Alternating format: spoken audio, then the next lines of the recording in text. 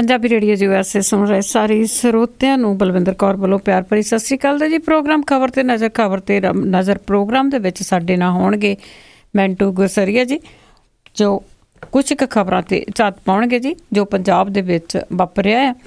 ਖਬਰਾਂ ਤੋਂ ਪਹਿਲਾਂ ਧੰਨਵਾਦ ਕਰਨਾ ਚਾਹਾਂਗੇ ਸਾਡੇ ਸਪਾਂਸਰ ਦਾ, ਜਿਨ੍ਹਾਂ ਨੇ ਇਸ ਪ੍ਰੋਗਰਾਮ ਨੂੰ ਸਪਾਂਸਰ ਕੀਤਾ ਜੀ। ਸੂਬੇਦਾਰ ਸਰਜੀਤ ਸਿੰਘ ਜੀ ਖੰਗੂਰਾ ਦੇ ਪਰਿਵਾਰ ਸੈਨੋਜੇ ਤੋਂ, ਖਾਲਸਾ ਇੰਸ਼ੋਰੈਂਸ ਏਜੰਸੀ ਸੈਨੋਜੇ ਤੋਂ, ਗੁਰਦੀਪ ਸਿੰਘ ਬਿਰਦੀ ਕਲੋਵਸ ਤੋਂ, ਨਵਜੋਤ ਕੌਰ ਕਲੋਟੀ ਤੇ ਪਰਿਵਾਰ ਜੁੱਬਾ ਸਿਟੀ ਤੋਂ, ਸਤਨਾਮ ਸਿੰਘ ਸ਼ੇਰਗਿੱਲ ਤੇ ਪਰਿਵਾਰ ਸਲਮਾ ਤੋਂ, ਸੁਰਿੰਦਰ ਕੌਰ ਧਾਮੀ ਤੇ ਪਰਿਵਾਰ ਸੀਰਜ ਤੋਂ, ਰਸ਼ਪਾਲ ਕੌਰ ਖੰਗੂਰਾ ਤੇ ਪਰਿਵਾਰ ਬੇਕਰਸਫੀਲਡ, ਬਲਦੇਵ ਸਿੰਘ ਧਾਲੀਵਾਲ ਰੀਨਾ ਤੋਂ, ਸੁਰਿੰਦਰ ਸਿੰਘ ਕਾਲੋਂ ਰੈਂਚੋ ਕਡੋਵਾ ਤੋਂ, ਕਾਬਲ ਸਿੰਘ ਬੈਂਸ ਮੋਡੈਸਟੋ ਤੋਂ, ਸੋਢੀ ਸਿੰਘ ਸੈਕਰਾਮੈਂਟੋ, ਸਰਬਜੀਤ ਸਿੰਘ ਜੀ ਚੋਕਰ ਟਰਲਿਕ ਤੋਂ। ਬਹੁਤ ਬਹੁਤ ਇਹਨਾਂ ਦੇ ਧੰਨਵਾਦੀ, ਇਹਨਾਂ ਨੇ ਇਸ ਪ੍ਰੋਗਰਾਮ ਨੂੰ ਸਪਾਂਸਰ ਕੀਤਾ ਜੀ। ਮੈਂਟੂ ਗੁਰਸਰੀਆ ਜੀ, ਸਤਿ ਸ਼੍ਰੀ ਅਕਾਲ, ਸਵਾਗਤ ਹੈ ਜੀ। ਸ਼ੁਕਰੀਆ ਜੀ ਸਾਰੇ। ਸਤਿ ਸ਼੍ਰੀ ਅਕਾਲ। ਅੱਛਾ ਜੀ, ਆਪਾਂ ਸ਼ੁਰੂ ਕਰਦੇ ਹਾਂ ਕਿ ਜਿਸ ਤਰ੍ਹਾਂ ਆਪਾਂ ਹਰੇਕ ਹੀ ਦਿਨ ਕਿਤੇ ਨਾ ਕਿਤੇ ਖੁਦਕਸ਼ੀਆਂ ਦੀ ਗੱਲ ਕਰਦੇ ਹੈਗੇ ਹਾਂ ਕਿ ਪੰਜਾਬ ਦੇ ਵਿੱਚ ਜਾਂ ਹੋਰ ਕਿਸਾਨ ਆ ਭਾਰਤ ਭਰ ਦੇ ਵਿੱਚ ਖੁਦਕਸ਼ੀਆਂ ਕਰ ਰਹੇ। ਤੇ ਹੁਣ ਅੱਜ ਮਹਾਰਾਸ਼ਟਰ ਦੀ ਗੱਲ ਕਰਦੇ ਹਾਂ ਕਿ ਕਿਸਾਨ ਨੇ ਆਪ ਹੀ ਲੋਕਾਂ ਨੂੰ ਬੁਲਾ ਕੇ ਤੇ ਖੁਦਕਸ਼ੀ ਕੀਤੀ। ਜੀ ਕਿਸਾਨ ਦੀ ਜਿਹੜੀ ਹੋਣੀ ਆ ਉਹ ਸਿਰਫ ਪੰਜਾਬ ਤੱਕ ਹੀ ਸੀਮਿਤ ਨਹੀਂ ਹੈ ਜੀ। ਪੰਜਾਬ ਤੋਂ ਲੈ ਕੇ ਮਰਾਠਵਾੜਾ ਤੱਕ ਇਸ ਹੋਣੀ ਦੀ ਆਗਿਆ ਵਿੱਚ ਬੰਦੇਲਖੰਡ ਆ, ਹਰਿਆਣਾ ਆ, ਰਾਜਸਥਾਨ ਆ, ਹਰੇਕ ਜਗ੍ਹਾ ਹੈ। ਯਾਨੀ ਜਿੱਥੇ ਜਿੱਥੇ ਵੀ ਖੇਤੀ ਹੁੰਦੀ ਆ ਉੱਥੇ ਉੱਥੇ ਹੀ ਕਿਸਾਨ ਦੀ ਹੈ ਜਿਹੜੀ ਜ਼ਿੰਦਗੀ ਮੌਤ 'ਚ ਤਬਦੀਲ ਵੀ ਹੁੰਦੀ ਆ। ਹੁਣ ਮਹਾਰਾਸ਼ਟਰ ਦੇ ਇਸ ਕਿਸਾਨ ਦੀ ਜਿਹੜੀ ਦੇਖੋ ਘਟਨਾ ਆ ਉਹ ਕਿੰਨੀ ਦਿਲ ਨੂੰ ਟੁੰਬਦੀ ਹੈ, ਦਿਲ ਨੂੰ ਬਿਲਕੁਲ ਕਹਿ ਦਈਏ ਦਹਿਲਾਉਂਦੀ ਹੈ। ਇੱਕ ਕਿਸਾਨ ਸੀ ਜਿਹੜਾ ਸ਼ੇਜਲ, ਇਹਦਾ ਜਿਹੜਾ ਖੇਤ ਸੀਗਾ ਉਹ ਸੋਇਆਬੀਨ ਫਸਲ ਦਾ ਖੇਤ ਸੀਗਾ, ਉਹ ਤਬਾਹ ਹੋ ਗਿਆ। ਫਸਲ ਜਿਹੜੀ ਸੋਇਆਬੀਨ ਦੀ ਸੀ ਉਹ ਮਾਰੀ ਗਈ। ਉਸ ਤੋਂ ਬਾਅਦ ਇਹਦੇ ਤੇ 80,000 ਰੁਪਏ ਦਾ ਕਰਜ਼ਾ ਸੀਗਾ। ਫਿਰ ਇਹਨੇ ਜਦੋਂ ਦੇਖਿਆ ਕਿ ਹੁਣ ਜਿਹੜਾ ਕਰਜ਼ਾ ਆ ਉਹ ਇਹਦੇ ਸਾਹਾਂ ਨੂੰ ਸੂਤ ਰਿਹਾ, ਇਹਦੇ ਸਾਹਾਂ ਤੇ ਭਾਰੀ ਪੈ ਰਿਹਾ, ਫਿਰ ਇਸ ਕਿਸਾਨ ਨੇ ਆਪਣੇ ਆਪ ਨੂੰ ਅਲੱਗ ਕਰ ਲਿਆ ਸੰਸਾਰ ਤੋਂ, ਦੁਨੀਆ ਤੋਂ ਵੱਖ ਰਹਿਣ ਲੱਗ ਪਿਆ, ਆਪਣੇ ਆਪ ਦੇ ਵਿੱਚ ਗੁੰਮਸੁੰਮ ਹੋ ਗਿਆ। ਫਿਰ ਬਾਅਦ 'ਚ ਉਹਨੇ ਇੱਕ ਦਿਨ ਸਾਰੇ ਆਪਦੇ ਨੇੜੇ ਤੇੜੇ ਗਵਾਂਢੀਆਂ ਆਂਢੀਆਂ ਨੂੰ ਤੇ ਪਿੰਡ ਵਾਸੀਆਂ ਨੂੰ ਸੁਨੇਹਾ ਭੇਜ ਦਿੱਤਾ ਕਿ ਤੁਸੀਂ ਮੇਰੇ ਸੰਸਕਾਰ 'ਚ ਆਓ। ਲੋਕਾਂ ਨੇ ਸਮਝਿਆ ਕਿ ਮਜ਼ਾਕ ਹੈ, ਕੋਈ ਏਦਾਂ ਦਾ ਕੋਈ ਕਰ ਰਿਹਾ, ਸ਼ਰਾਰਤ ਕਰ ਰਿਹਾ ਜਾਂ ਕੋਈ ਹਾਸਾ ਠੱਠਾ ਹੈ, ਕਿ ਲੋਕਾਂ ਨੇ ਬਹੁਤ ਲਾਈਟਲੀ ਲਿਆ ਇਸ ਚੀਜ਼ ਨੂੰ ਕਿ ਕੋਈ ਆਪਦੇ ਜਿਉਂਦੇ ਜੀ ਸੰਸਕਾਰ ਤੇ ਕਿਸੇ ਨੂੰ ਕਿਵੇਂ ਸੱਦਾ ਦੇ ਸਕਦਾ ਹੈ।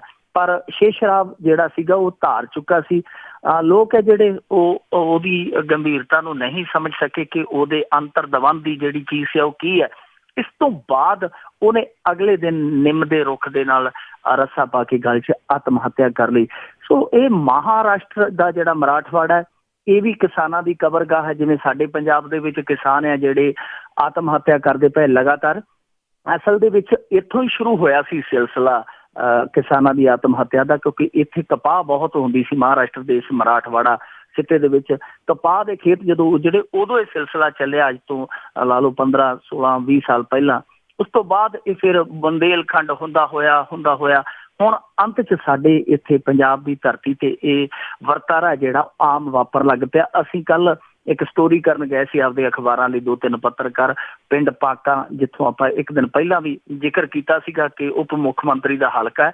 ਤੇ ਤੁਸੀਂ ਸੱਚ ਜਾਣਿਓ, ਛੋਟੀ ਕਿਸਾਨੀ ਆਧਾਰਿਤ ਉਸ ਪਿੰਡ ਦੇ ਵਿੱਚ 15 ਸਾਲਾਂ ਦੇ ਅੰਦਰ 40 ਦੇ ਕਰੀਬ, ਛੋਟਾ ਜਿਹਾ ਪਿੰਡ ਹੈ, 40 ਦੇ ਕਰੀਬ ਕਿਸਾਨਾਂ ਨੇ ਆਤਮ ਹੱਤਿਆ ਕੀਤੀ। ਤੇ ਸਾਨੂੰ ਇੱਕ ਮਾਈ ਇਹੋ ਜਿਹੀ ਵੀ ਮਿਲੀ, ਪਿਆਰ ਕੌਰ ਉਹਦਾ ਨਾਮ ਸੀਗਾ, ਜਿਹਦੇ ਦੋਨੇ ਪੁੱਤ ਹੀ ਆਤਮ ਹੱਤਿਆ ਕਰ ਗਏ ਕਰਜ਼ੇ ਦੇ ਮਾਰੇ। ਉਹਦਾ ਹੁਣ ਜੇ ਦੇਖੀਏ ਤੇ ਉਹਦਾ ਜੀਵਨ ਹੈ ਜਿਹੜਾ ਉਹ ਬਿਲਕੁਲ ਵੀਰਾਨ ਹੋਇਆ ਪਿਆ। ਘਰ 'ਚ ਇਕੱਲੀ ਬੈਠੀ ਹੈ ਤੇ ਉਹ ਮਾਤਾ ਕਹਿੰਦੀ ਕਿ ਜੇ ਮੈਂ ਬਾਹਰ ਨਿਕਲਦੀ ਹਾਂ ਤੇ ਲੋਕ ਵੀ ਕਹਿੰਦੇ ਕਿ ਆਪਦੇ ਪੁੱਤਾਂ ਨੂੰ ਖਾ ਗਈ। ਸੋ ਇਹ ਕਿਸਾਨ ਦੀ ਜਿਹੜੀ ਹੋਣੀ ਹੈ, ਹਾਂ ਠੀਕ ਹੈ, ਕਿਸਾਨਾਂ ਦੇ ਨਾਂ ਬਦਲੇ ਹੋਇਆ। ਇੱਥੇ ਸ਼ੇਸ਼ਰਾਵ ਹੈ, ਸਾਡੇ ਇੱਧਰ ਸ਼ਮਿੰਦਰ ਸਿੰਘ ਹੈ। ਇਹਨਾਂ ਦੀ ਤਕਦੀਰ ਹੈ ਜਿਹੜੀ ਕਿਸਾਨਾਂ ਦੀ ਉਹ ਇੱਕੋ ਹੀ ਹੈ, ਇਹਨਾਂ ਦੀ ਹੋਣੀ ਹੈ ਜਿਹੜੀ ਉਹ ਇੱਕੋ ਹੀ ਹੈ, ਕਾਰਨ ਹੈ ਜਿਹੜੇ ਉਹ ਇੱਕੋ ਹੀ ਹੈ। ਆਤਮ ਹੱਤਿਆ ਦੇ ਜਿਹੜਾ ਮੂਲ ਕਾਰਨ ਹੈ ਉਹ ਇਹੀ ਹੈ ਕਿ ਲਾਗਤ ਜਿਹੜੀ ਹੈ ਕਿਸਾਨੀ ਦੀ ਉਹ ਦਿਨ ਬ ਦਿਨ ਵੱਧਦੀ ਜਾਂਦੀ ਹੈ ਤੇ ਜਿਹੜਾ ਮੁਨਾਫਾ ਹੈ ਉਹ ਸੁੰਗੜਦਾ ਜਾਂਦਾ ਹੈ। ਸੋ ਇਹ ਜਿਹੜਾ ਖੱਪਾ ਹੈ, ਸਰਕਾਰ ਦੀ ਨਾ ਨੀਅਤ ਹੈ ਨਾ ਨੀਤੀ ਹੈ ਇਸ ਖੱਪੇ ਨੂੰ ਪੂਰਨ ਲਈ। ਉਹ ਜਿਹੜਾ ਖੱਪਾ ਹੈ ਬਸ ਉਸ ਖੱਪੇ ਦੇ ਵਿੱਚ ਹੀ ਸਾਰੀਆਂ ਜ਼ਿੰਦਗੀਆਂ ਜਿਹੜੀਆਂ ਉਹ ਸਮੋਈ ਜਾ ਰਹੀਆਂ। ਬਿਲਕੁਲ ਜੀ, ਪੰਜਾਬ ਆ ਜਿਹੜਾ, ਜਾਂ ਤੁਸੀਂ ਪੂਰੇ ਭਾਰਤ ਦੇ ਵਿੱਚ ਜਿਹੜਾ ਬੰਦਾ ਗਰੀਬ ਆ ਉਸ ਦੀ ਤਾਂ ਕੋਈ ਜ਼ਿੰਦਗੀ ਨਹੀਂ ਗੀ। ਅਤੇ ਜੀ ਕੱਲ੍ਹ ਤੁਸੀਂ ਇੱਕ ਖਬਰ ਕਵਰ ਕੀਤੀ ਸੀਗੀ ਜਿਸ ਦੇ ਵਿੱਚ ਜਾਮ ਲੱਗਾ ਹੋਇਆ ਸੀ ਤਾਂ ਐਂਬੂਲੈਂਸਾਂ, ਤੇ ਉੱਥੇ ਵੀ ਇੱਕ ਮੌਤ ਹੋ ਗਈ ਸੀਗੀ, ਤੇ ਹੁਣ ਜਿਹੜਾ ਉਹ ਨਵਜੰਮਿਆ ਬੱਚਾ ਸੀ ਉਸ ਦੀ ਵੀ ਮੌਤ ਹੋ ਗਈ। 3 ਐਂਬੂਲੈਂਸਾਂ ਇਕੱਠੀਆਂ ਹੋ ਗਈਆਂ ਸੀ ਉਸ ਜਾਮ ਦੇ ਵਿੱਚ। ਤਿੰਨਾਂ ਦੇ ਵਿੱਚੋਂ ਇੱਕ ਤਾਂ ਜਿਹੜੀ ਜਾਨ ਬਚ ਗਈ, ਦੂਸਰਾ ਜਿਹਨੇ ਸਲਫਾਸ ਖਾਧੀ ਸੀ ਉਹ ਉੱਥੇ ਮੌਕੇ ਦੀ ਤੜਫ ਕੇ ਦਮ ਤੋੜ ਗਿਆ। ਜਿਹੜੀ ਤੀਸਰੀ ਐਂਬੂਲੈਂਸ ਸੀ ਉਹਦੇ ਵਿੱਚ ਇਹ ਪ੍ਰੈਗਨੈਂਟ ਬੀਬੀ ਸੀਗੀ ਜਿਹਦਾ ਬੱਚਾ ਅੱਧਾ ਉੱਥੇ ਹੀ ਬਾਹਰ ਆ ਗਿਆ ਸੀ ਜਾਮ ਦੇ ਵਿੱਚ। ਉਸ ਤੋਂ ਬਾਅਦ ਮੋਗੇ ਦੇ ਹਸਪਤਾਲ ਲਿਜਾਇਆ ਗਿਆ, ਉਹਨਾਂ ਨੇ ਰੈਫਰ ਕਰ ਦਿੱਤਾ ਫਰੀਦਕੋਟ। ਉਹਨਾਂ ਨੇ ਕਿਹਾ ਕਿ ਦੇਰ ਹੋਣ ਕਾਰਨ ਜਿਹੜੀ ਹੈ ਕੰਡੀਸ਼ਨ ਉਹ ਕ੍ਰਿਟੀਕਲ ਹੋ ਗਈ ਆ। ਤੇ ਉੱਥੇ ਜਾ ਕੇ ਫਰੀਦਕੋਟ ਦੇ ਵਿੱਚ ਹੁਣ ਇਹ ਸਮਾਚਾਰ ਆਇਆ, ਦੁਖਦ ਸਮਾਚਾਰ ਆਇਆ ਕਿ ਉਹਦਾ ਜਿਹੜਾ ਨਵਜਾਤ ਬੱਚਾ ਸੀਗਾ ਉਹ ਮੋਇਆ ਪੈਦਾ ਹੋਇਆ, ਯਾਨੀ ਉਹ ਵੀ ਜ਼ਿੰਦਗੀ ਜਿਹੜੀ ਜੱਗ ਦੇਖਣ ਤੋਂ ਪਹਿਲਾਂ ਹੀ ਇਸ ਜਾਮ ਦੀ ਭੇਂਟ ਚੜ੍ਹ ਗਈ। ਸੋ 2 ਜਾਨਾਂ ਜਿਹੜੀਆਂ ਉਹ ਇਸ ਜਾਮ ਨੇ ਖਾ ਲਈਆਂ। ਹੁਣ ਮੈਂ ਉਹ ਤਸਵੀਰ ਦੇਖ ਰਿਹਾ ਸੀਗਾ ਜੀ, ਜਦੋਂ ਜਾਮ ਲੱਗਿਆ ਤੇ ਉਹ ਕਿਸੇ ਪ੍ਰੈਸ ਫੋਟੋਗ੍ਰਾਫਰ ਨੇ ਉਹਦਾ ਸਨੈਪਸ਼ਾਟ ਲਿਆ ਤਾਂ ਫੋਟੋ ਦੇ ਮੂਹਰੇ ਜਿਹੜੇ ਬੰਦੇ ਆਏ ਆ ਜਾਮ 'ਚ ਖੜੇ, ਵਿੱਚ ਨੌਜਵਾਨ ਵੀ ਦਿਖ ਰਿਹਾ, ਬਿਲਕੁਲ ਨੌਜਵਾਨ ਹਰਭਜਨ ਮਾਨ ਵਾਂਗੂ ਲੱਗਦਾ ਹੈ। ਉਹ ਮੁਸਕਰਾ ਰਹੇ ਆ 2-3 ਨੌਜਵਾਨ ਜਿਹੜੇ ਉੱਥੇ ਜਾਮ ਦੇ ਵਿੱਚ ਐਂਬੂਲੈਂਸ ਦੇ ਅੱਗੇ ਖੜੇ ਆ। ਉਹ ਫੋਟੋ 'ਚ ਜਦੋਂ ਉਹਨਾਂ ਨੂੰ ਲੱਗਦਾ ਕਿ ਸਾਡੇ ਤੇ ਕੈਮਰਾ ਚੱਲਦਾ ਤੇ ਉਹ ਮੁਸਕਰਾ ਰਹੇ ਆ। ਕਿਸੇ ਨੇ ਪਿੱਛੇ ਖੜੀਆਂ ਉਹਨਾਂ ਐਂਬੂਲੈਂਸਾਂ ਵੱਲ ਨਹੀਂ ਵੇਖਿਆ ਜਿਨ੍ਹਾਂ ਦੇ ਵਿੱਚ ਜ਼ਿੰਦਗੀਆਂ ਦਮ ਤੋੜ ਰਹੀਆਂ। ਕਿਸੇ ਨੇ ਉੱਥੇ ਸੰਵੇਦਨਾ ਨਹੀਂ ਵਿਖਾਈ, ਕਿਸੇ ਨੇ ਗੰਭੀਰਤਾ ਨਹੀਂ ਵਿਖਾਈ। ਜੇ ਲੋਕ ਸਾਰੇ ਰਲ ਮਿਲ ਕੇ ਹੱਲਾ ਮਾਰਦੇ, ਮੈਨੂੰ ਲੱਗਦਾ ਕਿ ਪੁਲਿਸ ਵਾਲੇ ਜਿਹੜੇ ਤਾਂ ਉੱਥੇ ਤਾਂ ਉਹਨਾਂ ਦੇ ਪ੍ਰਬੰਧ ਨਾਕਸੀ ਹੁੰਦੇ ਆ। ਜੇਕਰ ਇਹ ਲੋਕ ਜਿਹੜੇ ਆਲੇ ਦੁਆਲੇ ਜਾਮ ਦੇ ਵਿੱਚ ਖੜੇ ਸੀ, ਜੇਕਰ ਇਹ ਹਿੰਮਤ ਕਰਦੇ ਤਾਂ ਸ਼ਾਇਦ ਜਾਨ ਬਚ ਸਕਦੀ ਸੀ। ਬਾਹਰਲੇ ਮੁਲਕਾਂ 'ਚ ਤੁਸੀਂ ਦੇਖਦੇ ਹੋ ਕਿ ਐਂਬੂਲੈਂਸ ਲਈ ਜਿਹੜੇ ਉਹ ਰਸਤੇ ਖਾਲੀ ਕਰ ਦਿੱਤੇ ਜਾਂਦੇ ਆ, ਪਰ ਸਾਡੇ ਇੱਥੇ ਇਹ ਸੰਵੇਦਨਾ, ਇਹ ਗੰਭੀਰਤਾ ਨਹੀਂ ਦਿਖਾਈ ਦਿੰਦੀ। ਸੋ ਜਿੱਥੇ ਪੁਲਿਸ ਨੂੰ ਅਸੀਂ ਦੋਸ਼ ਦਿੰਦੇ ਆ ਔਰ ਦੇਣਾ ਬਣਦਾ ਵੀ ਹੈ ਕਿਉਂਕਿ ਉਹ ਸਿਸਟਮ ਨੂੰ ਚਲਾਉਣ ਵਾਲੇ ਬੋਡੀਜ਼ ਆ, ਪਰ ਸਾਡੇ ਇੱਥੇ ਲੋਕਾਂ ਦਾ ਵੀ ਦੋਸ਼ ਹੈ ਕਿ ਐਂਬੂਲੈਂਸ ਜਿਹੜੀ ਹੈ ਉਹਦੇ ਵਿੱਚ ਜ਼ਿੰਦਗੀ ਪ੍ਰਤੀ ਅਸੀਂ ਭੋਰਾ ਵੀ ਫਿਕਰਮੰਦ ਨਹੀਂ ਹੁੰਦੇ, ਭੋਰਾ ਵੀ ਚਿੰਤਤ ਨਹੀਂ ਹੁੰਦੇ।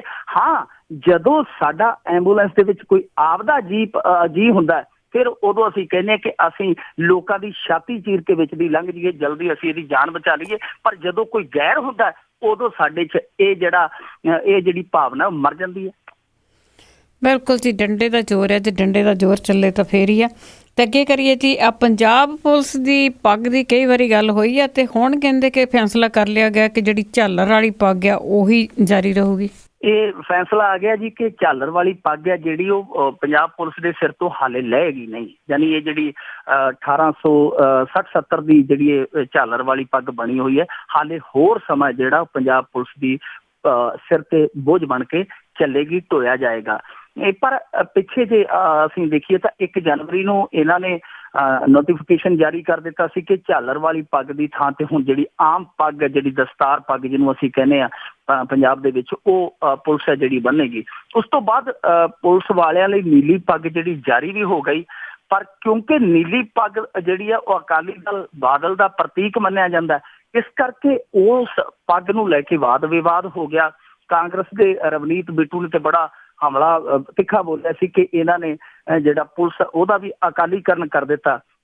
ਪਰ ਇੱਥੇ ਜਿਹੜਾ ਵਿਵਾਦ ਆ ਉਹ ਮੈਨੂੰ ਲੱਗਦਾ ਜੀ ਬੇਲੋੜਾ ਸੀ, ਕਿਉਂਕਿ ਜੇਕਰ ਲਾਲ ਪੱਗ ਕਰ ਦਿੰਦੀ ਸਰਕਾਰ ਤੇ ਇਹਨਾਂ ਨੇ ਕਹਿਣਾ ਸੀ ਇਹਨਾਂ ਦਾ ਕਾਮਰੇਡੀਕਰਨ ਹੋ ਗਿਆ, ਇਹਨਾਂ ਨੂੰ ਕਾਮਰੇਡ ਬਣਾ ਦਿੱਤਾ ਹੈ। ਜੇ ਪੀਲਾ ਰੰਗ ਕਰ ਦਿੱਤੇ ਇਹਨਾਂ ਨੇ ਕਹਿਣਾ ਸੀਗਾ ਜੀ ਇਹ ਤੇ ਉਹ ਪੰਥਕ ਬਣਾ ਦਿੱਤੇ ਗਏ। ਸੋ ਰੰਗਾਂ ਨੂੰ ਲੈ ਕੇ ਇਹ ਜਿਹੜਾ ਸਿਆਸਤ ਦਾ ਬੇਰੰਗੀ ਵਿਵਾਦ ਸੀਗਾ ਇਹ ਹੋਣਾ ਹੀ ਹੋਣਾ ਸੀਗਾ। ਪਰ ਤੁਸੀਂ ਦੇਖੋ ਚੰਡੀਗੜ੍ਹ ਦੇ ਵਿੱਚ ਪੁਲਿਸ ਵਾਲੇ ਜਿਹੜੀ ਨੀਲੀ ਪੱਗ ਬੰਨ੍ਹਦੇ ਆ, ਆਲਰੇਡੀ ਚੰਡੀਗੜ੍ਹ ਜਿਹੜੀ ਉਹ ਨੀਲੀ ਪੱਗ ਬੰਨ੍ਹੀ ਜਾਂਦੀ ਹੈ, ਪਰ ਇੱਥੇ ਵਿਵਾਦ ਹੋ ਗਿਆ। ਖੈਰ ਰੰਗ ਦਾ ਮਸਲਾ ਸੀ ਜਿਹੜਾ ਉਹ ਸੁਲਟਾਇਆ ਜਾ ਸਕਦਾ ਸੀਗਾ, ਕਿਉਂਕਿ ਕੁਝ ਪੁਲਿਸ ਵਾਲੇ ਖਾਕੀ ਵਰਦੀ ਦੇ ਨਾਲ ਖਾਕੀ ਪੱਗ ਬੰਨ੍ਹਦੇ ਆ, ਪਹਿਲਾਂ ਹੀ ਪੱਗ ਬੰਨ੍ਹਦੇ ਆ, ਤਾਂ ਉਹ ਪੂਰੇ ਤੌਰ ਤੇ ਖਾਕੀ ਪੱਗ ਕਰ ਦਿੱਤੀ ਜਾ ਸਕਦੀ ਸੀ। ਪਰ ਜਿਹੜੀ ਇਹ ਝਾਲਰ ਵਾਲੀ ਪੱਗ ਹੈ ਜੋ ਪੰਜਾਬ ਪੁਲਿਸ ਦੇ ਮੁਲਾਜ਼ਮਾਂ ਦਾ ਬਹੁਤ ਸਾਰਾ ਸਮਾਂ ਖਾ ਜਾਂਦੀ ਹੈ, ਬਹੁਤ ਸਾਰਾ ਜਿਹੜਾ ਇਹਦਾ ਇੱਕ ਪਿਛੋਕੜ ਹੈ ਉਹ ਵੀ ਜੁੜਿਆ ਹੋਇਆ ਗੁਲਾਮੀ ਦੇ ਨਾਲ, ਕਿਉਂਕਿ ਅੰਗਰੇਜ਼ਾਂ ਦੇ ਵੇਲੇ ਦੀ ਹੈ ਝਾਲਰ ਵਾਲੀ ਪੱਗ।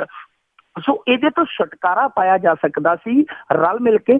ਪਰ ਅਫਸੋਸ ਇਸ ਗੱਲ ਦਾ ਕਿ ਇਸ ਮਾਮਲੇ 'ਚ ਵੀ ਸਿਆਸਤ ਆੜੇ ਆ ਗਈ। ਉਹਨਾਂ ਨੇ ਕਿਹਾ ਕਿ ਅਸੀਂ ਨੀਲਾ ਰੰਗ ਨਹੀਂ ਕਰਨ ਦੇਣਾ, ਕਿਉਂਕਿ ਅਕਾਲੀ ਦਲ ਲਈ ਇਹ ਜਿਹੜਾ ਵਰ੍ਹਾ ਇਹ 2016 ਬੜਾ ਮਹੱਤਵਪੂਰਨ ਹੈ ਤੇ ਉਹ ਥੋੜਾ ਜਿਹਾ ਫਿਰ ਬੈਕਫੁੱਟ ਤੇ ਚਲੇ ਗਏ ਕਿ ਕਿਉਂ ਕੋਈ ਹੋਰ ਵਿਵਾਦ ਨਾ ਹੋ ਜਾਵੇ। ਪਹਿਲਾਂ ਹੀ ਉਹਨਾਂ ਦੇ ਸਿਰ ਤੇ ਵਿਵਾਦਾਂ ਦਾ ਪਹਾੜ ਹੈ ਜਿਹੜਾ ਟੁੱਟਿਆ ਪਿਆ। ਇਸ ਕਰਕੇ ਉਹਨਾਂ ਨੇ ਦੁਬਾਰਾ DGP ਤੋਂ ਇਹ ਜਿਹੜਾ ਨੋਟੀਫਿਕੇਸ਼ਨ ਜਾਰੀ ਕਰਵਾ ਦਿੱਤਾ ਕਿ ਝਾਲਰ ਵਾਲੀ ਪੱਗ ਹੈ ਜਿਹੜੀ ਉਹੀ ਹੀ ਰਹੇਗੀ, ਯਾਨੀ ਸਿਪਾਹੀ ਤੇ ਹੌਲਦਾਰਾਂ ਦੇ ਸਿਰ ਤੇ ਇਹ ਜਿਹੜਾ ਬੋਝ ਹੈ ਬਣਿਆ ਰਹੇਗਾ। ਪਰ ਮੇਰੇ ਖਿਆਲ ਨਾਲ ਇਹਨੂੰ ਹੱਲ ਕੀਤਾ ਜਾ ਸਕਦਾ ਸੀਗਾ। ਰੰਗ ਦਾ ਕੋਈ ਹੋਰ ਢੰਗ ਲੱਭਿਆ ਜਾ ਸਕਦਾ ਸੀ, ਪਰ ਇਸ ਰੰਗ ਨੂੰ ਸਿਆਸੀ ਰੰਗਤ ਮਿਲ ਗਈ। ਇਸ ਕਰਕੇ ਜਿਹੜੀ ਇੱਕ ਗੁਲਾਮੀ ਕਹੀ ਜਾਂਦੀ ਹੈ ਝਾਲਰ ਵਾਲੀ ਪੱਗ, ਕਿਉਂਕਿ ਬਹੁਤ ਸਾਰੇ ਸਿੱਖ ਜਿਹੜੇ ਰੰਗਰੂਟ ਹੈ ਜਾਂ ਸਿਪਾਹੀ ਆ ਹੌਲਦਾਰ ਹੈ, ਉਹਨਾਂ ਨੂੰ ਵੀ ਇਹ ਪੱਗ ਜਿਹੜੀ ਝਾਲਰ ਵਾਲੀ ਜਿਹੜੀ ਟੋਪੀ ਨੁਮਾ ਪੱਗ ਹੈ ਉਹ ਬੰਨਣੀ ਪੈਂਦੀ ਹੈ। ਸੋ ਇੱਕ ਛੁਟਕਾਰਾ ਹੋ ਸਕਦਾ ਸੀ, ਪਰ ਇਹ ਵੀ ਮਾਮਲਾ ਜਿਹੜਾ ਉਹ ਸਿਆਸਤ ਦੇ ਭੇਟੇ ਚੜ੍ਹ ਗਿਆ।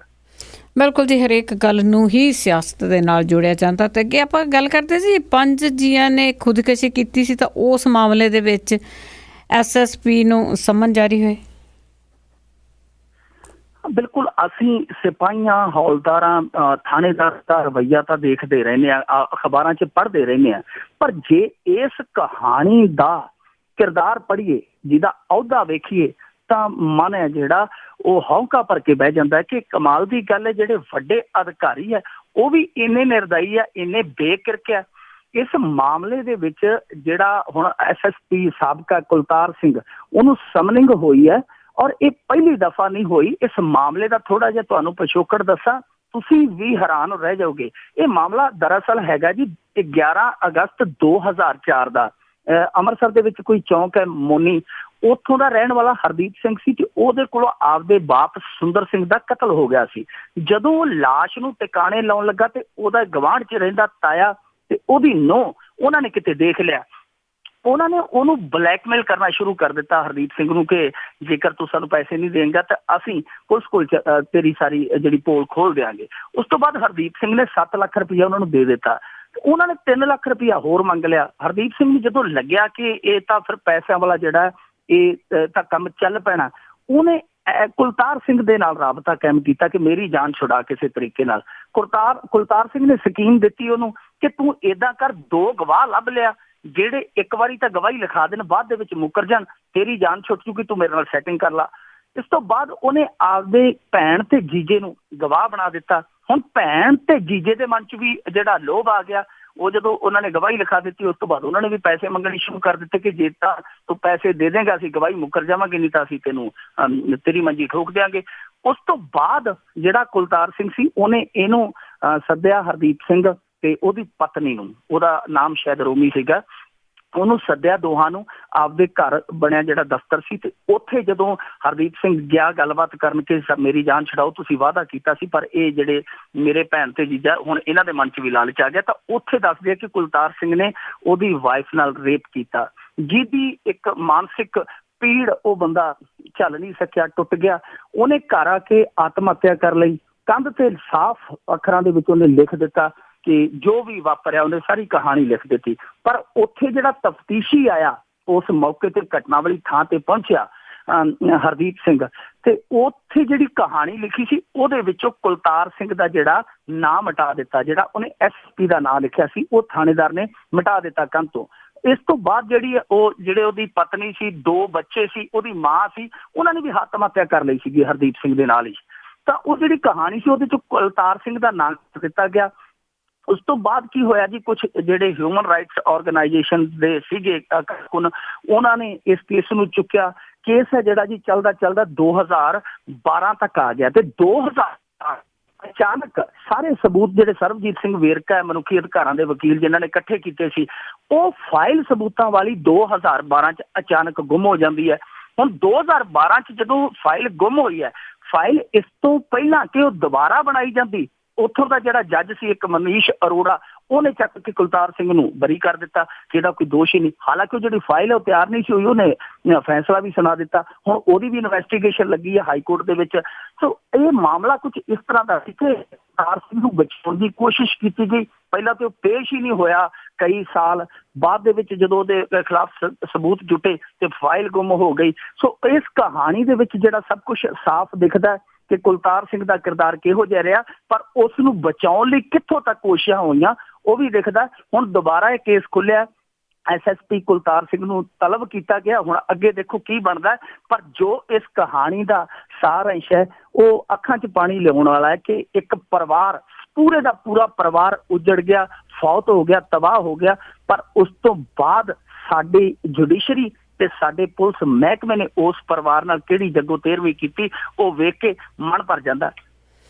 ਬਿਲਕੁਲ ਜੀ, ਇਸ ਤਰ੍ਹਾਂ ਆ ਕਿ ਜਿਸ ਤਰ੍ਹਾਂ ਸਿਰਫ ਨਾਵਲ ਤੇ ਕਹਾਣੀਆਂ ਪੜ੍ਹਦੇ ਸੀ, ਪਰ ਇਹ ਸੱਚ ਹੈਗਾ ਕਿ ਜੋ ਕਹਾਣੀਆਂ ਨਾਵਲ ਹੈ ਇੱਦਾਂ ਦੇ ਸੱਚ ਤੇ ਲਿਖੇ ਜਾਂਦੇ। ਅੱਗੇ ਗੱਲ ਕਰਦੇ ਹਾਂ ਜੀ, ਪੰਜਾਬ ਦੇ ਵਿੱਚ ਜਿਹੜੇ ਸਰਪੰਚ ਆ ਉਹ ਸਰਕਾਰ ਤੋਂ ਖਫਾ। ਹਾਂਜੀ, ਅੱਗੇ ਗਾਣਾ ਸਾਡੇ ਆਮ ਗਾਇਆ ਜਾਂਦਾ ਹੁੰਦਾ ਸੀ, ਲੈ ਲੈ ਸਰਪੰਚੀ ਦੇ ਸਰਕਾਰੀ ਪੈਸਾ ਖਾਵਾਂਗੇ।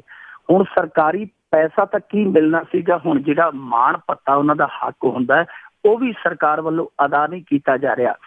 ਜਿਹੜਾ ਸਰਕਾਰੀ ਪੈਸੇ ਵਾਲੀ ਗੱਲ ਹੈ ਉਹ ਤਾਂ ਗ੍ਰਾਂਟਾਂ ਵਾਲਾ ਕੰਮ ਵੀ ਇਹਨਾਂ ਦੇ ਹੱਥੋਂ ਗਿਆ। ਅੱਗੇ ਤੇ ਗ੍ਰਾਂਟਾਂ ਵਾਲੇ ਪਾਸੇ ਥੋੜਾ ਗਰਮ ਹੋ ਜਾਂਦਾ ਸੀ ਵੀਜ਼ਾ, ਇੱਧਰੋਂ ਉੱਧਰੋਂ ਹੋ ਜਾਂਦੀ ਸੀ ਜੁਗਾੜਬੰਦੀ, ਪਰ ਸਰਪੰਚਾਂ ਦਾ ਹੁਣ ਉਹ ਵੀ ਕੰਮ ਗਿਆ ਕਿਉਂਕਿ ਉਪ ਮੁੱਖ ਮੰਤਰੀ ਸੁਖਬੀਰ ਸਿੰਘ ਬਾਦਲ ਨੇ ਸਿੱਧਾ ਜਿਹੜੇ ਡਿਪਟੀ ਕਮਿਸ਼ਨਰ ਜਾਂ ਜਿਹੜੇ ਹੋਰ ਅਧਿਕਾਰੀ ਹੈ ਉਹਨਾਂ ਦੀਆਂ ਕਮੇਟੀਆਂ ਨੂੰ ਪਾਵਰ ਦੇ ਦਿੱਤੀ ਕਿ ਗ੍ਰਾਂਟਾਂ ਜਿਹੜੀਆਂ ਉਹਨਾਂ ਤੁਸੀਂ ਲਾਉਣੀਆਂ।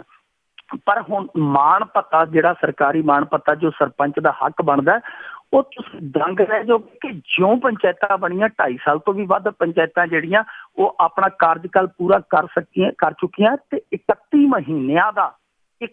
ਮਹੀਨਿਆਂ ਦਾ ਸਰਕਾਰੀ ਮਾਣ ਭੱਤਾ ਹੈ ਜਿਹੜਾ, ਉਹਦੇ ਚੋਂ ਇੱਕ ਦੁੱਕੀ ਵੀ ਜਾਰੀ ਨਹੀਂ ਕੀਤੀ ਗਈ। ਮਾਣ ਭੱਤਾ ਕੀ ਹੁੰਦਾ ਜੀ? ਮਾਣ ਭੱਤੇ ਨੂੰ ਤੁਸੀਂ ਕਹਿ ਸਕਦੇ ਹੋ, ਜੇ ਸਰਲ ਅੱਖਰਾਂ 'ਚ ਕਹੀਏ ਤਾਂ ਮਾਣ ਭੱਤਾ ਇੱਕ ਤਰ੍ਹਾਂ ਦੀ ਤਨਖਾਹ ਹੈ। 100 ਰੁਪਈਆ ਮੈਨੂੰ ਲੱਗਦਾ ਕਿ ਜਿਹੜੇ ਸਾਰੇ ਸਾਡੇ ਸੂਬੇ ਆ ਜਿਨ੍ਹਾਂ ਨੂੰ ਅਸੀਂ ਅਗਾਂਹ ਵਧੂ ਸੂਬੇ ਕਹਿ ਸਕਦੇ ਹਾਂ, ਉਹਨਾਂ ਦੇ ਵਿੱਚੋਂ ਸਭ ਤੋਂ ਘੱਟ ਜਿਹੜਾ ਮਾਣ ਭੱਤਾ ਉਹ ਸਾਡੇ ਆ। ਕੇਰਲ ਦੇ ਵਿੱਚ ਮੈਨੂੰ ਲੱਗਦਾ ਸਾਡੇ ਤੋਂ 3-4 ਗੁਣਾ ਜ਼ਿਆਦਾ ਹੈ, ਹਰਿਆਣੇ 'ਚ ਵੀ ਜ਼ਿਆਦਾ ਹੈ। ਪਰ ਇੱਥੇ ਜਿਹੜਾ ਤੁੱਛ ਜਿਹਾ ਭੱਤਾ ਮਿਲਦਾ 1200 ਰੁਪਈਆ, ਉਹ ਵੀ 31 ਮਹੀਨਿਆਂ 'ਚੋਂ ਇੱਕ ਪੈਸਾ ਵੀ ਉਹਦਾ ਜਾਰੀ ਨਹੀਂ ਹੋਇਆ। ਹੁਣ ਇਹ ਮਾਮਲਾ ਕੁਛ ਜਿਹੜੇ RTI ਐਕਟਿਵਿਸਟ ਸੀਗੇ, ਪਰਮਿੰਦਰ ਸਿੰਘ ਕਿਤਨਾ ਵਰਗੇ, ਉਹ ਹਾਈ ਕੋਰਟ ਦੇ ਵਿੱਚ ਲੈ ਕੇ ਗਏ ਕਿ ਸਿੱਧੇ ਤੌਰ ਤੇ ਜਿਹੜੇ ਆ ਪੰਚਾਇਤਾਂ ਦੇ ਅਧਿਕਾਰਾਂ ਦਾ ਹਨਨ ਹੈ, ਉਹਨਾਂ ਨੂੰ ਮਾਣ ਭੱਤਾ ਨਹੀਂ ਦਿੱਤਾ ਜਾ ਰਿਹਾ। ਹੁਣ ਹਾਈ ਕੋਰਟ ਨੇ ਨੋਟਿਸ ਜਾਰੀ ਕੀਤਾ ਸਰਕਾਰ ਨੂੰ, ਤਾਂ ਉਮੀਦ ਬੱਝੀ ਹੈ ਕਿ ਕੁਛ ਨਾ ਕੁਛ ਹੋ ਜਾਵੇਗਾ। ਪਰ ਸਰਪੰਚਾਂ ਦੀ ਜਿਹੜੀ ਮਜਬੂਰੀ ਹੈ ਉਹ ਇਹ ਹੈ ਕਿ ਜਿਹੜਾ 1200 ਭੱਤਾ ਜਿਹੜਾ ਉਹਨਾਂ ਨੂੰ ਨਹੀਂ ਮਿਲਿਆ, ਉਹਨਾਂ ਦਾ ਜਿਹੜਾ ਹੱਕ ਬਣਦਾ ਸੀ, ਉਹਦੀ ਪ੍ਰਾਪਤੀ ਲਈ ਵੀ ਇਹ ਬੋਲ ਨਹੀਂ ਰਹੇ, ਡਰਦੇ, ਕਿਉਂਕਿ ਜੇ ਬੋਲਣਗੇ ਗ੍ਰਾਂਟਾਂ ਵਾਲਾ ਕੰਮ ਪਹਿਲਾਂ ਹੀ ਗਿਆ, ਮੁੜ ਕੇ ਉਹਨਾਂ ਨੇ ਇਹਨਾਂ ਨੂੰ ਹੋਰ ਵੀ ਜਿਹੜੇ ਕੁਛ ਮਾੜਾ ਮੋਟਾ ਕਰਦੇ ਆ, ਸਿਫਾਰਿਸ਼ ਲਾ ਦਿੰਦੇ ਆ, ਚਲੋ ਹੋਰ ਕੁਛ ਨਹੀਂ, ਤੇ ਸ਼ਾਮ ਨੂੰ ਜਿਹੜਾ ਮੂੰਹ ਕਰਾਰਾ ਹੋ ਜਾਂਦਾ ਹੈ, ਜਿਹੜੀ ਉਹ ਪਾਵਰ ਹੈ ਉਹ ਵੀ ਖੋਹ ਲੈਣਗੇ ਉਹਨਾਂ ਨੂੰ। ਇਸ ਕਰਕੇ ਸਰਪੰਚ ਡਰਦੇ ਬੋਲ ਹੀ ਨਹੀਂ ਰਹੇ, ਮੂੰਹ ਚੋਂ ਆਵਾਜ਼ ਹੀ ਨਹੀਂ ਕੱਢ ਰਹੇ ਕਿ ਸਾਨੂੰ ਜਿਹੜਾ ਮਾਣ ਭੱਤਾ ਹੈ ਨਿਜਰ ਤੋਂ ਨਹੀਂ ਮਿਲਿਆ। ਪਰ ਜੇ ਗੱਲ ਕਰੀਏ 1200 ਰੁਪਏ ਦੀ, ਤਾਂ ਤੁਸੀਂ ਆਪ ਹੀ ਹਿਸਾਬ ਲਾ ਲਓ ਜੀ, ਇੱਕ ਸਰਪੰਚ ਆ ਤਾਂ ਸਰਪੰਚ ਪਿੰਡ ਦੇ ਵਿੱਚੋਂ ਉਹ ਵਿਅਕਤੀ ਹੈ ਜਿਹਦੀ ਸਭ ਤੋਂ ਜ਼ਿਆਦਾ ਦੁੜਕੀ ਲੱਗਦੀ ਹੈ। ਉਹਨੇ ਹਰੇਕ ਨਾਲ ਜਾਣਾ ਹੈ, ਉਹਨੇ ਹਰੇਕ ਪਾਸੇ ਜਾਣਾ ਹੈ, ਤਾਂ ਜਿਹੜਾ ਜਗੀਰਦਾਰ ਸਰਪੰਚ ਹੈ ਉਹ ਤੇ ਖਰਚਾ ਆਪਦੀ ਜੇਬ ਚੋਂ ਕਰ ਲੇਗਾ, ਪਰ ਜਿਹੜਾ ਮਾਤੜ ਹੈ, ਜਿਹੜਾ ਗਰੀਬ ਹੈ, ਜਿਹੜਾ ਦਲਿਤ ਹੈ, ਉਹਦੇ ਲਈ ਇਹ ਖਰਚਾ ਚੁੱਕਣਾ ਬਹੁਤ ਔਖਾ। ਤੇ ਉਹਨੂੰ 1200 ਰੁਪਈਆ ਪਹਿਲਾਂ ਤੇ ਲਾਇਆ ਹੀ ਬਹੁਤ ਘੱਟ ਗਿਆ, ਜੇ ਲਾਇਆ ਗਿਆ ਤੇ ਉਹ ਵੀ ਨਹੀਂ ਦਿੱਤਾ ਗਿਆ। ਪਰ ਦਿੱਤਾ ਹੁਣ ਇਸ ਕਰਕੇ ਨਹੀਂ ਜਾ ਰਿਹਾ, ਜੇ ਸਾਰਾ ਪੈਸਾ ਦੇਣਗੇ ਤੇ ਘੱਟੋ ਘੱਟ 50 ਕਰੋੜ ਰੁਪਏ ਦੀ ਰਕਮ ਬਣਨੀ ਹੈ, ਜੋ ਸਾਡੀ ਸਰਕਾਰ ਲਈ ਬਹੁਤ ਵੱਡੀ ਹੈ। ਬਿਲਕੁਲ ਜੀ, ਸਰਕਾਰ ਦਾ ਤੇ ਆਪਣਾ ਹੀ ਢਿੱਡ ਨਹੀਂ ਭਰਦਾ ਤੇ ਉਹਨੀ ਬਾਕੀਆਂ ਨੂੰ ਕੀ ਦੇਣੇ। ਅੱਗੇ ਗੱਲ ਕਰਦੇ ਹਾਂ ਜੀ, ਨਸ਼ਿਆਂ ਦੇ ਲਈ ਇੱਕ ਸੁਖਬੀਰ ਬਾਦਲ ਦਾ ਬਿਆਨ ਆਇਆ ਕਿ ਨਸ਼ਿਆਂ ਦੇ ਖਿਲਾਫ ਸਖਤ ਕਦਮ ਚੁੱਕਣ ਦੀ ਲੋੜ। ਇਹ ਵੈਸੇ ਆਮ ਤੌਰ ਤੇ ਸਾਡੇ ਛੋਟੇ ਬਾਦਲ, ਛੋਟੀ ਸਰਕਾਰ ਹੈ ਜਿਹੜੀ, ਉਹ ਦਿੰਦੀ ਹੁੰਦੀ ਹੈ ਇਹੋ ਜਿਹੇ ਬਿਆਨ ਸਾਲ ਦੇ ਅੰਤਲੇ ਹਿੱਸੇ 'ਚ, ਕਿਉਂਕਿ ਇਸ ਵਾਰ ਉਹਨਾਂ ਦੇ ਜਿਹੜੇ ਰੁਝੇਵੇਂ ਜ਼ਿਆਦਾ ਸੀ, ਇਸ ਵਾਰ ਉਹ ਰਿਪੋਰਟ ਪੇਸ਼ ਨਹੀਂ ਕਰ ਸਕੇ, ਇਸ ਕਰਕੇ ਜਿਹੜਾ ਥੋੜਾ ਲੇਟ ਹੋ ਗਏ। ਤੇ ਐਤਕੀ ਉਹਨਾਂ ਨੇ ਸਾਲ ਦੇ ਸ਼ੁਰੂ ਦੇ ਵਿੱਚ ਇਹ ਰਿਪੋਰਟ ਦਿੱਤੀ ਹੈ, ਨਹੀਂ ਤਾਂ ਆਮ ਤੌਰ ਤੇ ਉਹ ਸਾਰੇ ਅੰਕੜੇ ਕੱਢ ਕੇ ਜਿਹੜੇ ਆਪਦੇ ਉਹਨਾਂ ਦੇ ਜਿਹੜੇ ਉਹਨਾਂ ਦੇ ਹੁਕਮਾਂ ਤੇ ਉਹਨਾਂ ਦੇ ਜਿਹੜੇ ਚੱਲਦੇ ਪੱਤਰਕਾਰ ਉਹਨਾਂ ਨੂੰ ਦੇ ਦਿੰਦੇ ਹੁੰਦੇ ਅੰਕੜੇ ਕਿ ਲਓ ਜੀ ਆ ਛਾਪ ਦਿਓ, ਤਾਂ ਫਿਰ ਉਹ ਛਾਪ ਦਿੰਦੇ ਬੜੇ ਸੁਰਖੀਆਂ ਬਣਾ ਕੇ ਕਿ ਪੰਜਾਬ ਦੇ ਵਿੱਚ ਇੰਨੇ ਕੇਸ ਦਰਜ ਹੋਏ, ਇੰਨਾ ਕ੍ਰਾਈਮ ਘਟਿਆ। ਪਰ ਇਹ ਇਸ ਵਾਰ ਲੇਟ ਹੋ ਗਏ ਤੇ ਸਾਲ ਜਿਹੜਾ 2016 ਚੜ੍ਹ ਗਿਆ, ਉਹਦੇ ਸ਼ੁਰੂਆਤੀ ਦੌਰ ਦੇ ਵਿੱਚ ਇਹਨਾਂ ਨੇ ਇਹ ਰਿਪੋਰਟ ਜਾਰੀ ਕੀਤੀ ਹੈ। ਉਹ ਕਹਿੰਦੇ ਜੀ ਕਿ 2014 ਦੇ ਵਿੱਚ NDPS ਦੇ 14,482 ਮਾਮਲੇ ਦਰਜ ਕੀਤੇ ਗਏ ਤੇ 17,000 ਬੰਦੇ ਫੜੇ ਗਏ। 2015 ਦੇ ਵਿੱਚ 10,162 ਮਾਮਲੇ ਦਰਜ ਕੀਤੇ ਗਏ, 11,874 ਵਿਅਕਤੀ ਫੜੇ ਗਏ, 5 ਜਿਹੜੇ ਮਾਡਲ ਨਸ਼ਾ ਛਡਾਊ ਕੇਂਦਰ ਖੋਲੇ ਗਏ, 21 ਸਰਕਾਰੀ ਨਸ਼ਾ ਛਡਾਊ ਕੇਂਦਰ ਪਹਿਲਾਂ ਹੀ ਹੈ, 27 ਸਰਕਾਰੀ ਹਸਪਤਾਲ ਜਿਹੜੇ ਉਹ ਹਜ਼ਾਰਾਂ ਮਰੀਜ਼ਾਂ ਦਾ ਨਸ਼ੇ ਵਾਲਿਆਂ ਦਾ ਇਲਾਜ ਕਰ ਰਿਹਾ। ਯਾਨੀ ਇਸ ਤਰ੍ਹਾਂ ਉਹਨਾਂ ਨੇ ਆંકੜੇ ਦਿੱਤੇ। ਫਿਰ ਉਹਨਾਂ ਨੇ ਕਿਹਾ ਕਿ ਜਿਹੜਾ ਪੰਜਾਬ ਦਾ ਨਾਰਕੋਟੈਕ ਕੰਟਰੋਲ ਆ, ਨਾਰਕੋਟੈਕ ਸੈੱਲ ਹੈ ਜਿਹਨੂੰ ਬੋਲ ਸਕਦੇ ਆਪਾਂ, ਨਾਰਕੋਟੈਕ ਬਿਊਰੋ ਹੈ, ਉਹਨੇ 63 ਨਸ਼ਾ ਸਮਗਲਰਾਂ ਨੂੰ ਫੜਿਆ, ਜਿਹਦੇ ਵਿੱਚ 12 ਕਿਲੋ ਹੈਰੋਇਨ ਤਰਨਤਾਰਨ ਚੋਂ ਫੜੀ, 18 ਕਿਲੋ ਹੈਰੋਇਨ ਅੰਮ੍ਰਿਤਸਰ ਚੋਂ ਫੜੀ, 13 ਕਿਲੋ ਹੈਰੋਇਨ ਫਿਰੋਜ਼ਪੁਰ ਚੋਂ ਫੜੀ। ਇਸ ਤਰ੍ਹਾਂ ਆંકੜੇ ਦਿੱਤੇ ਉਹਨਾਂ ਨੇ। ਤੇ ਨਸ਼ਾ ਜਿਹੜਾ ਉਹ ਨਸ਼ਾ ਪੰਜਾਬ ਦੇ ਵਿੱਚ ਚੱਲਦਾ, ਕਿਉਂਕਿ 2-4 ਦਿਨ ਤੋਂ ਇੱਕ ਸਰਵੇ ਜਿਹੜਾ ਬੜਾ ਚਰਚਿਤ ਰਿਹਾ, ਹਾਲਾਂਕਿ ਅੱਧਾ ਅਧੂਰਾ ਜਿਹਾ ਸਰਵੇ ਕੇਂਦਰ ਵੱਲੋਂ ਜਿਹੜਾ ਜਾਰੀ ਕੀਤਾ ਗਿਆ ਕਿ ਪੰਜਾਬ ਦੇ ਵਿੱਚ 2,30,000 ਨਸ਼ੇੜੀ ਹੈ, ਜਿਹਦੇ ਚ 53% ਹੈ ਜਿਹੜੇ ਉਹ ਹੈਰੋਇਨ ਦੇ ਮਾਰੇ ਹੋਏ ਆ। ਇਸ ਤਰ੍ਹਾਂ ਦਾ ਆંકੜਾ ਹੈ। ਤਾਂ ਉਹ ਵੀ ਆંકੜਾ ਜਿਹੜਾ ਉਹ ਅੱਧ ਅਧੂਰਾ ਹੈ। ਅਸਲ ਦੇ ਵਿੱਚ ਉਹ ਜਿਹੜਾ ਆંકੜਾ ਜਿਹੜੀ ਚਰਚਾ ਛਿੜੀ ਹੋਈ ਹੈ ਉਸ ਰਿਪੋਰਟ ਦੀ, ਉਹਦੀ ਅਸਲੀਅਤ ਇਹ ਸੀ ਕਿ ਪਿੱਛੇ ਕੇਂਦਰ ਸਰਕਾਰ ਨੇ ਇੱਕ ਗੁਪਤ ਸਰਵੇ ਕਰਵਾਇਆ ਸੀ ਪੰਜਾਬ ਸਰਕਾਰ ਨੂੰ, ਤੇ ਦੱਸਿਆ ਵੀ ਨਹੀਂ।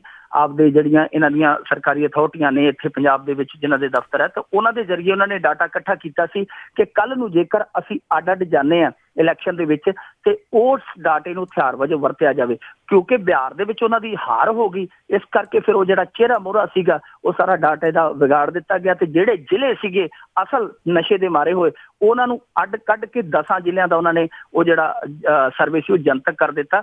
ਪਰ ਇੱਧਰ ਜੇ ਵੇਖੀਏ, ਪੰਜਾਬ ਦੀ ਗੱਲ ਕਰੀਏ, ਤਾਂ ਪੰਜਾਬ ਦੇ ਵਿੱਚ ਜਿਹੜੇ ਆંકੜੇ ਗਿਣਾਏ ਜਾਂਦੇ ਆ, ਹੁਣ ਆંકੜਾ ਮੈਂ ਵੀ ਤੁਹਾਨੂੰ ਦੱਸ ਦਿੰਦਾ ਜੀ ਕਿ ਇਸ ਸਮੇਂ ਪੰਜਾਬ ਦੇ ਵਿੱਚ 23,000 ਜਿਹੜੇ ਜੇਲ੍ਹ ਦੇ ਵਿੱਚ ਬੰਦੀ ਹੈ, ਤੇ ਉਹਦੇ ਚੋਂ 14,000 ਆ ਜਿਹੜਾ ਉਹ ਨਸ਼ੇ ਦੇ ਮਾਮਲਿਆਂ ਨਾਲ ਜੁੜਿਆ ਹੋਇਆ ਕੈਦੀ ਹੈ। 14,000 23,000 ਦੇ ਵਿੱਚੋਂ ਹੁਣ ਤੁਸੀਂ ਆਪ ਲਾ ਲਓ, ਏਡੇ ਵੱਡੇ ਪੱਧਰ ਤੇ ਜੇਕਰ ਇਹ ਸਾਰੇ ਤਸਕਰ ਫੜੇ ਹੁੰਦੇ, 14,000 ਜਿਹੜਾ ਇਹਨਾਂ ਨੇ ਨਸ਼ਿਆਂ ਦੇ ਮਾਮਲੇ ਪਾ ਕੇ ਬੰਦ ਕੀਤਾ ਹੋਇਆ 14,000 ਲੋਕਾਂ ਨੂੰ, ਜੇਕਰ ਉਹ ਤਸਕਰ ਹੁੰਦੇ ਤਾਂ ਪੰਜਾਬ ਦੇ ਵਿੱਚ ਤੇ ਮੈਨੂੰ ਲੱਗਦਾ ਕਿ ਨਸ਼ੇ ਦਾ ਨਾਮੋ ਨਿਸ਼ਾਨ ਮਿਟ ਜਾਣਾ ਸੀ।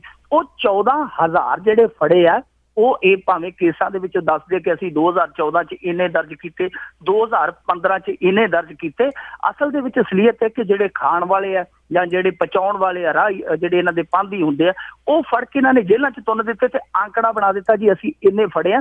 ਅਸਲੀਅਤ ਇਹ ਕਿ ਜੇਲ੍ਹਾਂ ਚ ਜਿਹੜਾ 14,000 ਬੈਠਾ ਨਸ਼ਿਆਂ ਦੇ ਮਾਮਲੇ ਨਾਲ ਜੁੜਿਆ ਕੈਦੀ, ਉਹਨਾਂ ਦੇ ਵਿੱਚੋਂ ਬਹੁਤੇ ਜਿਹੜੇ ਖਾਣ ਪੀਣ ਵਾਲੇ ਆ, ਜਿਹੜੇ ਤਸਕਰ ਫੜੇ ਇਹਨਾਂ ਨੇ, ਉਹ ਤੇ ਜੇਲ੍ਹ ਦੇ ਵਿੱਚ ਵੀ ਤਸਕਰੀ ਕੀਤੀ ਜਾਂਦੇ। ਖੁਦ ਕੱਲ ਅੰਮ੍ਰਿਤਸਰ ਦੇ ਜੇਲ੍ਹ ਵਿਭਾਗ ਨੇ ਜਾ ਕੇ ਹਾਈ ਕੋਰਟ ਦੇ ਵਿੱਚ ਰਿਪੋਰਟ ਦਾਖਲ ਕੀਤੀ ਕਿ ਨਸ਼ਾ ਰੋਕਣਾ ਜਿਹੜਾ ਜੀ ਸਾਡੇ ਵੱਸ ਦੀ ਗੱਲ ਨਹੀਂ ਹੈ। ਸੋ ਇਹ ਸੁਖਬੀਰ ਸਿੰਘ ਬਾਦਲ ਜਿਹੜੀ ਵਕਾਲਤ ਕਰਦੇ ਹੋ, ਠੀਕ ਹੈ ਕਿ ਉਹ ਸਿਆਸਤਦਾਨ ਨੇ, ਸੱਤਾਧਾਰੀ ਨੇ, ਉਹ ਇਹੋ ਜਿਹੀਆਂ ਕੋਸ਼ਿਸ਼ਾਂ ਕਰਨੀਆਂ ਉਹਨਾਂ ਦਾ ਫਰਜ਼ ਵੀ ਬਣਦਾ ਹੈ, ਪਰ ਨਸ਼ਾ ਮੁਕਤ ਪੰਜਾਬ ਇਸ ਤਰ੍ਹਾਂ ਨਹੀਂ ਹੋਏਗਾ ਆંકੜਿਆਂ ਨਾਲ ਜਾਂ ਬਿਆਨਾਂ ਨਾਲ। ਇਹਦੇ ਲਈ ਇੱਕ ਠੋਸ ਯੋਜਨਾ ਬਣਾਉਣ ਦੀ ਲੋੜ ਹੈ, ਔਰ ਉਸ ਯੋਜਨਾ ਦੇ ਵਿੱਚ ਜਿਹੜਾ ਪੁਨਰ ਵਸੇਬਾ ਹੈ, ਜਿਹੜਾ ਨਸ਼ੇੜੀ ਉਹਦਾ ਪੁਨਰ ਵਸੇਬਾ, ਉਹਦੇ ਤੋਂ ਗੱਲ ਸ਼ੁਰੂ ਕਰਕੇ ਤਸਕਰਾਂ ਦੇ ਗੱਲ ਨੂੰ ਹੱਥ ਪਾਉਣ ਤੱਕ ਕੀਤੀ ਜਾਵੇਗੀ, ਫਿਰ ਨਸ਼ਾ ਮੁਕਤ ਹੋਣਾ ਹੈ।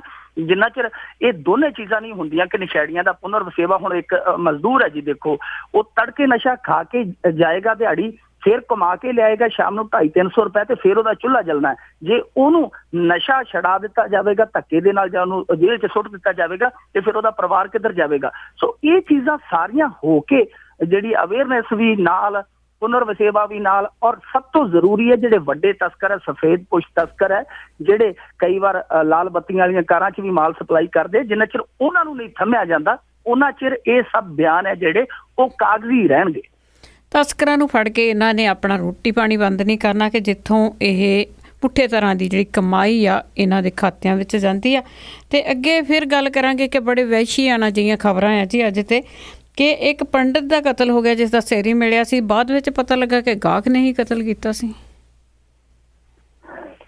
ਹਾਂਜੀ, ਇਹ ਮਾਮਲਾ ਜਿਹੜਾ ਸੀਗਾ ਜੀ ਉਹ ਸਿੱਧੇ ਤੌਰ ਤੇ ਕਹਿ ਲਈਏ ਕਿ ਅੰਧ ਵਿਸ਼ਵਾਸ ਨਾਲ ਜੁੜਿਆ ਹੋਇਆ ਲੱਗਦਾ ਹੈ। ਤਰਨਤਾਰਨ ਦੇ ਵਿੱਚ ਉਸ ਪੰਡਿਤ ਦਾ ਕਤਲ ਹੋਇਆ, ਸਿਰ ਨਹੀਂ ਸੀ ਲੱਭਿਆ, ਸਿਰ ਉਹਦਾ ਧੜ ਨਾਲੋਂ ਗਾਇਬ ਸੀ। ਲੋਕ ਬੜੇ ਸਖਤੇ ਸੀਗੇ ਕਿ ਇਹ ਮਾਮਲਾ ਕੀ ਹੋਇਆ, ਵਾਪਰਿਆ ਕੀ। ਅੰਮ੍ਰਿਤਸਰ ਦਾ ਰਹਿਣ ਵਾਲਾ ਇਹ ਪੰਡਿਤ ਸੀ, ਪਰ ਹੌਲੀ ਹੌਲੀ ਜਿਵੇਂ ਕੜੀਆਂ ਜੁੜੀਆਂ ਤੇ ਕੋਈ ਗੁਰਵੇਲ ਸਿੰਘ ਨਾਂ ਦਾ ਜਿਹੜਾ ਸ਼ਖਸ ਸੀ, ਉਹਦਾ ਮਾਮਲਾ ਜਿਹੜਾ ਉਹ ਇਸ ਮਾਮਲੇ ਨਾਲ ਜੁੜਿਆ।